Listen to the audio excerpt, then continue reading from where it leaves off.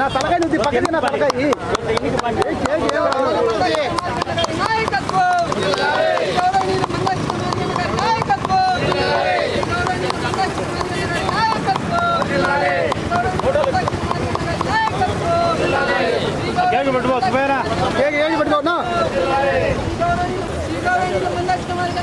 నేనెవరు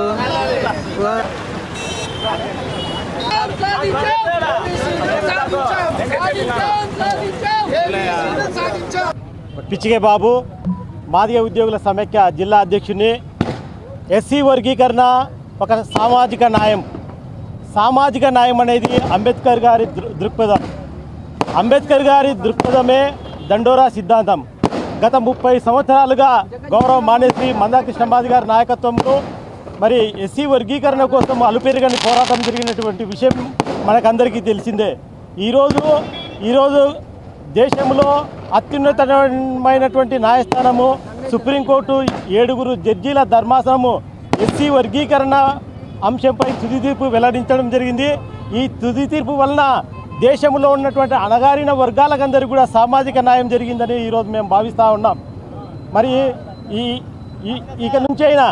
ఇక నుంచి ఈ సిద్ధాంతము అందరి శ్రేయస్సు కోసం ఉపయోగపడుతుందని మేము భావిస్తూ మరి కృష్ణ మాదిగ గారిని మరి యావత్ జాతి అందరూ కూడా గుర్తించుకుంటారు.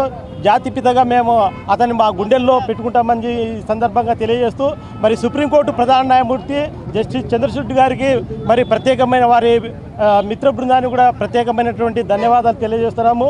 అదేవిధంగా ఎంఆర్పిఎస్ ఉద్యమం అనేది ఒక సామాజిక ఉద్యమము. ఎంఆర్పిఎస్ ఒక న్యాయబద్ధమైనటువంటి ధర్మమే ఈరోజు గెలిచింది.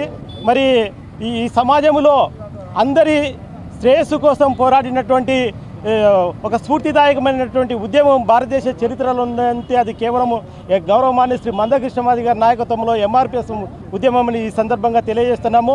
ఈ గత 30 సంవత్సరాలుగా సహకరించినటువంటి ఈ మీడియా ప్రతినిధులకైతేనేమి సమాజంలోని అన్ని వర్గాల వారికి ఈ సందర్భంగా మేము ప్రత్యేకమైనటువంటి ధన్యవాదాలు మేము తెలియజేస్తున్నాము.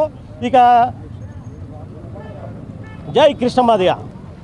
మహాజన నేత మాన్యశ్రీ మందకృష్ణ మాదిగ గారు గతంలో 94లో మాదిగ రిజర్వేషన్ పోరాట సమితి ఏర్పాటు చేసి మాదిగలకు గతంలో తెలుగుదేశం ప్రభుత్వం ఉన్నప్పుడు 99 నుంచి 2004 వరకు 22,500 మందికి ఉద్యోగాలు అందించినప్పటికీ రాజశేఖర రెడ్డి గారు అయ్యాం వచ్చినాక కొందరు స్వార్థపరులు నిష్ఠార్థపరులు ఏబిసిడి వర్గీకరణ కొట్టేసి ఆనాటి నుంచి ఈనాటి వరకు ఏబిసిడి వర్గీకరణ కోసం బడుగు బలిగిన వర్గాల కోసం వికలాంగుల కోసం త్యాగాలు చేస్తూ రోడ్డు మీదకి వచ్చి మందకృష్ణ మాదిగ గారు అనేక ఉద్యమాలు చేసినప్పటికీ కూడా ఎన్డీఏ కూటమి ప్రభుత్వం అండగా చేర్చుకొని మేము ఉన్నాం, మేము చేస్తాం, ఏబిసిడి వర్గీకరణ అమలు చేస్తాం అని చెప్పేసి ముందుకు వచ్చి భారత ప్రధాని మంత్రి నరేంద్ర మోడీ గారు ముందుకు వచ్చి నవంబర్ 11వ తారీఖున విశ్వరూప మహాసభ అని ఒక సభను ఏర్పాటు చేస్తే మాదిగలు దిక్కడు పెక్కటిలేలా భారతదేశాన్ని గర్వించదగ్గేలా 30 లక్షల మంది మాదిగలు మీటింగ్ హాజరైనప్పుడు భారత ప్రధాని నరేంద్ర మోడీ గారు షబ్బాస్ ఇటువంటి నాయకుడు 30 సంవత్సరాల నుంచి మందకృష్ణ మాదిగ గారు అటువంటి నాయకుడు నేను ఎక్కడ చూడలేదు,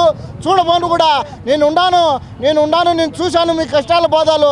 ఖచ్చితంగా ఎన్డీఏ ప్రభుత్వాన్ని గెలిపించండి, నేను మీకు ఏబిసిడి వర్గీకరణ చేస్తానని మాట ఇచ్చిన తర్వాత ఈరోజు మాట కట్టుబడి కేంద్రంలో 7 ధర్మశాస్త్రాల సభ్యుల చేత ఈరోజు ఏబిసిడి వర్గీకరణ అమలు చేసే విధంగా తీసుకొచ్చామంటే నిజంగా మాన్యశ్రీ మందకృష్ణ గారి తరఫున కడప జిల్లా తరఫున మేము ఎన్డీఏ కూటమికి చేతులెత్తి నమస్కారం చేస్తున్నాం.